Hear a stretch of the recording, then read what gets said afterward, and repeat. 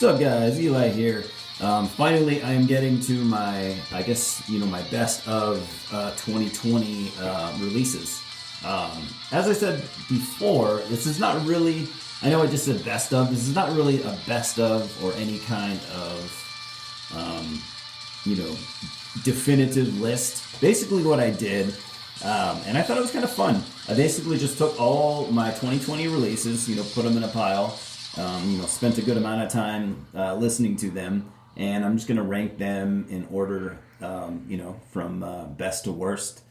Literally every 2020 release I bought. And kind of the reason I'm doing that is because 2020 was a really unfocused year for me. I know it wasn't great for a lot of people, but I had a lot going on in my mind. I just wasn't super focused. So that said, this was actually kind of fun to do. I might do this every year. And I'm also thinking about doing a follow-up video at the end of every year, reviewing the list and then comparing what the video would have been like had I had more time to spend with the albums, see how much it's changed. I think that's a kind of a cool idea. I don't know if anyone's ever done it, but anyways, we'll go ahead and get started. We're going to start with some basically honorable mentions. Just stuff that I, for one reason or another, didn't rank. But they're releases I have. I'm even going to name a couple that I didn't have, or I don't have yet, just for the hell of it. So, I know I showed these the other day in one of my videos. I think my last video, but if you didn't watch it, I'll just show them again. First we have the debut album from LA's Stygian Crown. This came out on Transylvanian tapes. Just really good, epic doom metal, heavy, and really, really well done. I think these guys are definitely gonna, be a band to look out for. This one right here, man, I loved this album.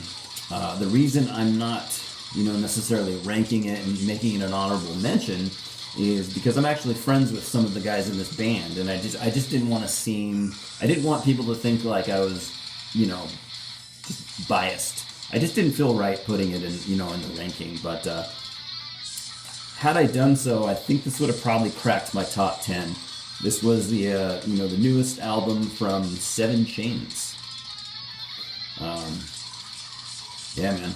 I guess I'm not going to really spend a lot of time talking about these albums because I've shown all these in my collection update videos and stuff. I don't want to waste your time if you've seen those. So, Seven Chains, awesome album. Definitely look into it. Intrinsic Maleficence. Really good brutal death metal from California. I just didn't have a lot of time to spend with these next couple things, so I look forward to listening to it a lot more. And like I said, this probably would have ranked a lot higher. Actually, well, I would have ranked it to begin with, but I think this would have cracked probably top 15. And the last of those tapes that I got from Transylvanian tapes. This one I've only listened to once because I've only had it for like a week. Technical death metal out of California. We got Burning Palace with Hollow. Technical death metal done right, in my opinion. This album right here, I just fucking haven't gotten around to listening to at all. I bought this a couple weeks ago. It's Michigan Black Thrash, Dark Psychosis, The Call, or the Edge of Nowhere, Moribund Records. Anyone listen to this one, by the way? I have not seen a single person mention it. I'm not saying, I'm blown away by that fact or anything, but I'm just curious how you guys, if any of you listened, what do you think? I wish I'd have gotten around to listening to it. Alright. This one right here. The reason I didn't rank this is because it's not necessarily new material. I believe this was a disc that came in a box set and a lot of the fans wanted it just by itself without having to buy the box set. But it did come out in 2020. Toto, Old is New. It's a good compilation. There's some really strong songs on here. Check out Alone, Devil's Tower, We'll Keep on Running. Good stuff. I love Toto, and I definitely wasn't disappointed by those songs. The 1 millionth live album from Iron Maiden got Knights of the Dead, Legacy of the Beast, live in Mexico City. Great live album, what can I say? It's Iron Maiden doing what Iron Maiden does best, which is just fucking awesome. I didn't rank this because there isn't much on here that I haven't already heard. Well, none of it's new, so didn't rank it for that reason, but figured I'll just show it anyway because I fucking love King Diamond. The Dark Sides. This is an EP from I think 1989, originally released by Roadrunner Records. And the Sons of Satan rare and unreleased Venom comp. I thought about ranking this because there's the Church Hall Rehearsals 1979. They've never been released, until this compilation, and there's a reason for that. They're just not very fucking good. But there is other good material on here. Whether or not it's been released before, I don't remember, so I didn't rank it. Yeah, definitely for Venom completists. Otherwise, if you're just trying to get into Venom, this is not a good place to start. Alright, so that's it for the honorable mentions. We'll go ahead and get on to everything else. There are a few that I couldn't find for this video, so I just didn't rank them. I'm just not showing them. I did rank them. So my least favorite, definitely the Catalepsy album. Unique Leader Records, I think. Brutal death metal out of Catalepsy. Where are they from? Russia. I didn't like that album at all. I did see some love, online, during the course of 2020. So I really expected it to be decent, and there was nothing on there for me to grab onto. I pretty much hated it. I'll probably trade it off. If any of you guys want it, despite my dislike for it. I know there's some Catalepsy fans out there, so if you didn't get a chance to buy it yet, and you want to trade me something, shoot me a message or whatever, leave a comment. I'd rather it be with somebody who's gonna appreciate it. All right. Next we have Undeath, Legions of a Different Kind. I just I listened to this 4 or 5 times. I first heard it at work, and over our big speakers and everything. I thought it sounded pretty cool, but after buying it, listening to it, like I said, 4 or 5 times, I just kind of came to the conclusion that I feel like this band's underrated. Overrated. So much praise for this band this year, and even last year, I think, when they had a demo out. I'm sorry if you guys ever, from the band, if you ever see this video, I'm sorry. I'm just being honest. I really wish you guys the best. Keep doing what you're doing. Work on improving some things, and I'm definitely going to check out your next album as well. So, don't be mad at me should you ever see this video. I don't do this to be negative towards bands. I do this, to talk about shit that I like. But didn't really like that Undeath album. Next, I wish I could have rated this higher, but I don't know. I just I listened to it a couple times. There wasn't a whole lot on here that I wanted to re-listen to, but it's decent for what it is. Desert Sessions 11 and 12, titled Arrivederci Despair. Desert Sessions, Josh Homme from Queens of the Stone Age, and a bunch of his buddies, basically. They put out every so often he'll put out a compilation of these sessions, and usually they're pretty fun to listen to. Sometimes they sound like Queens of the Stone Age stuff, sometimes not. Some songs are used as Queens of the Stone Age songs on full-length albums, but I liked it. I didn't love it though. Next we have Scottish one-man black thrash metal band Hellripper, The Affair of the Poisons. These Peaceful Records. If you like Midnight, stuff like that, Midnight, even early Venom, maybe some early Sodom, good band. I think, if you ask me, I think this is his best songwriting to date. Which is, he's a young guy, but definitely a band to look out for. Almost his entire Hellripper career, he's always had good good buzz going on with all his releases. So yeah, Hellripper, pretty good stuff. Not my favorite for the style, but definitely nothing but support for the dude in the band seems to be a really nice guy. So cool album. Liked this one just a little bit better than the Hellripper. We have, also, I should add, I only really got around to listening to this once. I think this could have ranked much higher had I actually had more time to spend with it. But we have Sodom with their newest album, Genesis 19. Yeah, man. Killer stuff. It's, Sodom have never, to be honest, Sodom have never really let me down. I mean, some of their albums are better than others, but, every Sodom album that's ever came out, I have liked, if not loved. It's like I said, it's another strong album from Sodom. I just wish I had spent more time with it. And topping that just barely, but also I listened. I had this for a lot longer. I was able to give this many more listens than the Sodom album. I think the Seattle area, Caustic Wound with Death Posture. Profound Lore Records, just good old school death metal with some grindcore leanings. Think like Terrorizer, and I don't know. Some parts of it definitely reminded me of Terrorizer. It's very old school sounding, really good.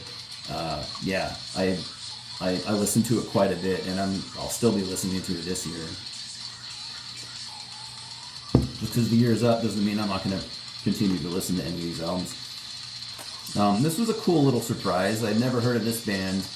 They are fairly new, I believe. I think they've only been around for a couple of years. And this EP actually, I found quite a few positive reviews online, and I can totally see, why people would like this. I like it myself. I do think that they have a lot of improving to do. But once these guys kind of hone their songwriting skills and their, musicianship, I think this could be definitely a band to look out for. We have Blazing Right. If you like Manila Road, definitely give it a chance. This one I listened to quite a bit as well. To be honest, I kind of like it a little bit more and more every time I listen to it. We have the newest album from Norway's Cadaver, Eder and Vile. Nuclear Blast Records, as you might know. They were a band from the early 80s, early 90s, and I think even late 80s. They basically, this was their first album, and I think in like over 20 years. And for a comeback album, it's really strong. This is yet another album in this stack where I think I could have ranked this much higher had I spent more time with it. I only listened to it once, but it is one of my recent favorite bands, Blue Oyster Cult, with The Symbol Remains. Came out on Frontiers Records. I can't say a whole lot about it. The songwriting is really good. If you want to check out one song from this album and you haven't heard it, go look up, and it's got a cool video too. Go look up The Alchemist. Really fucking cool song. Really good to have Blue Oyster Cult back. I hope they stay back for at least as long as they can. I know they're not young dudes anymore. Next we have, I liked this so much that I actually did a review of it. And yeah, I'm still listening to this one, and I kind of like it more every time I hear it. We have, I think out of Pennsylvania, Philly, I think, we have Caged, Stricken by Continuance, EP, Transylvanian Tapes. You like death metal, like Disembowelment, and honestly, I tried to come up with some more comparisons, but they just kind of have their own sound. I don't listen to a lot of doom or even like doom death stuff. I do like doom death, but I don't listen to a ton. But I really liked that album, or EP, I should say. This one, you might think it's kind of strange that I put this in here. It's an EP, but it only has one new track, and the rest are like unreleased demo tracks, just from their last album. Other than the new song on here, the rest of it is just total filler. Kind of disappointing, but the new song on here is so fucking good. We have The Pendulum by Candlemass. Like I said, yeah, the song The Pendulum, I think it was written around the time of their last full length. It's killer. Had they put it on that full length, it might have been the best song. So that's why I ranked it so high. Just the strength of one song. And I love Candlemass, but still. Had to rank this next one a little bit higher just because it has, more songs and more relevant stuff. Death metal out of California. We got Evils. This is only like a 13-minute demo, Transylvanian Tapes. 13-minute demo, but I listened to it a ton. I just kept playing it over and over again, and I like it. Again, like a lot of those, I like it more every time I hear it. So, really looking forward to what they do next. They are a death metal band to look out for. And this album is actually what we're listening to right now. I did not spend a lot of time with it, but yet again, I'm enjoying it more and more as I go, and it's been kind of a refreshing listen, because I don't listen to a lot of death metal in this vein. We have the new Deeds of Flesh, Nucleus. Cool cover art, of course. Unique Leader Records, technical death metal, but done really, really fucking well.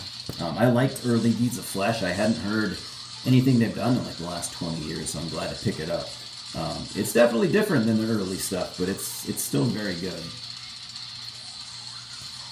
This album, not the easiest band to get into, it seems like, for a lot of people, and me as well. This band, every time they put out something, it's always a grower for me, but I really like this album. We have No Good to Anyone by Today is the Day. Came out on The End Records. Very cool Jeff Whitehead cover art. This awesome. It does not really sound too much like anything they've ever done. Every track on here sounds different. It almost sounds like every track on here could be on a different album, and almost different genres. There's so much going on. There's noise rock. There's even like some black metal sounding riffs.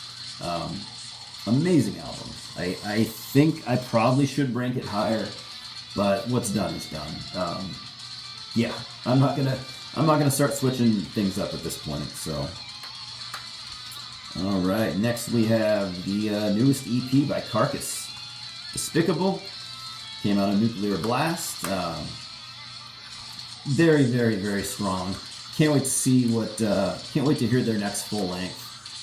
Just look up the song "The Living Dead at the Manchester Morgue," and I think you would like it.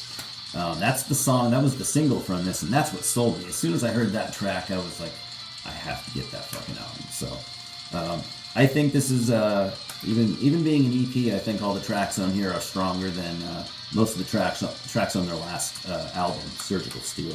So Carcass are back, and they're back, doing it surprisingly well. The newest album from Necrowretch, The Ones from Hell. Black death metal out of France. Very vicious, very violent, kind of bestial sounding. You don't hear a lot of stuff like this out of France, and I think that's kind of part of the charm. But yeah, if you like black death metal, definitely look into Necrowretch. This is like their 4th album, I think. I have almost all of them, and they're always good. Always look forward to new Necrowretch, and every time they put something out, I just buy it on a whim. I don't have to even think about it. Solitude and Madness by Vader. I really enjoyed this album. I liked it more than the last album they did. To be honest, that album I didn't really like. For me, this is kind of a return to form, at least for me. It's not really, I wouldn't say it's even really one of their stronger albums, but it is a strong album. It's short. It's like, I think it's half an hour. Most of the songs are 2.5, 3 minutes. It's a short, punch right to the gut.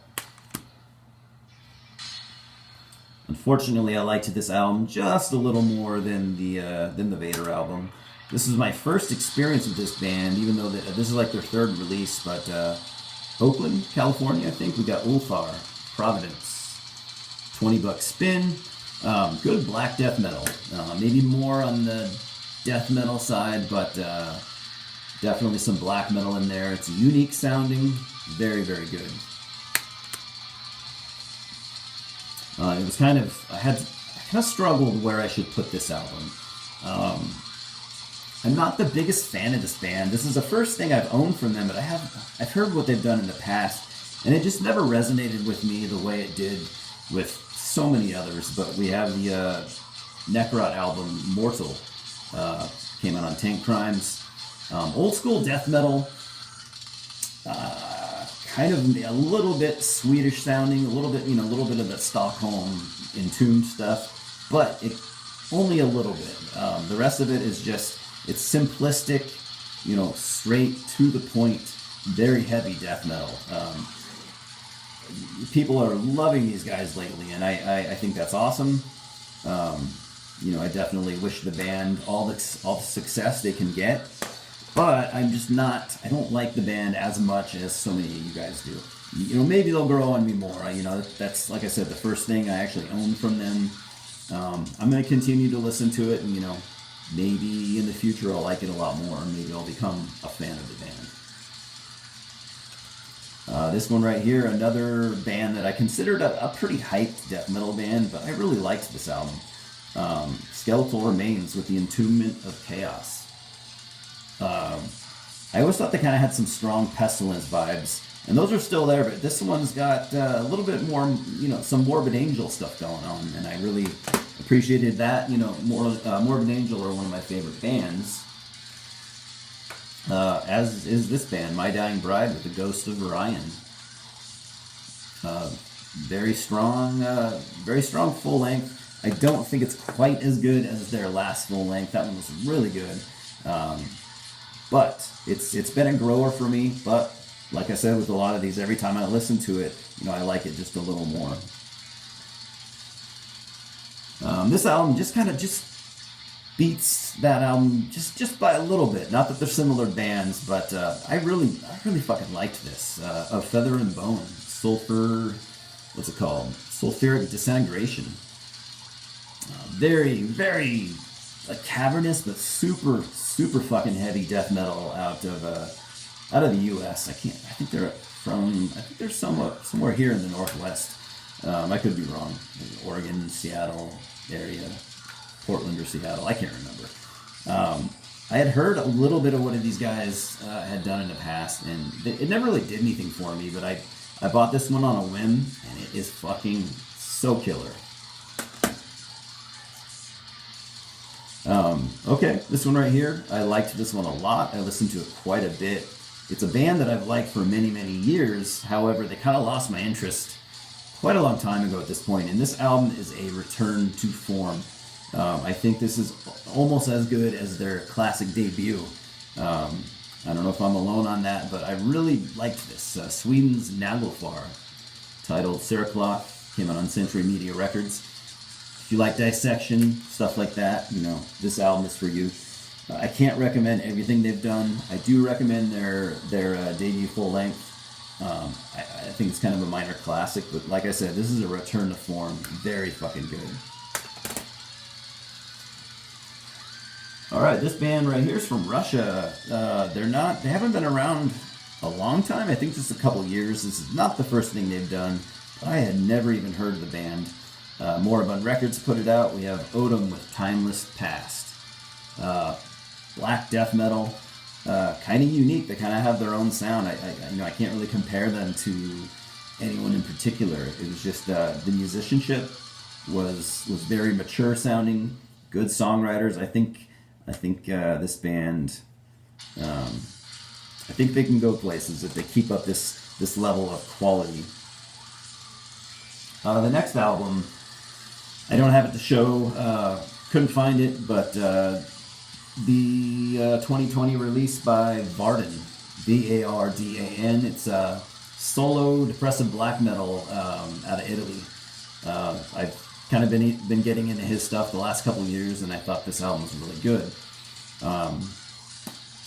However, this next one, a little better. I like it a little better than that, even though I've never owned anything from this band.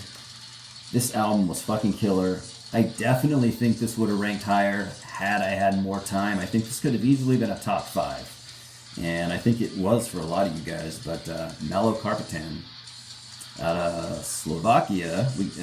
I'm not gonna pronounce that title, but I'd heard some of their stuff in the past, and I thought it was pretty good. This album is still has the sound of what they've been doing, which is kind of like it's like old school sounding black metal with like heavy metal touches, like Merciful Fate and shit like that.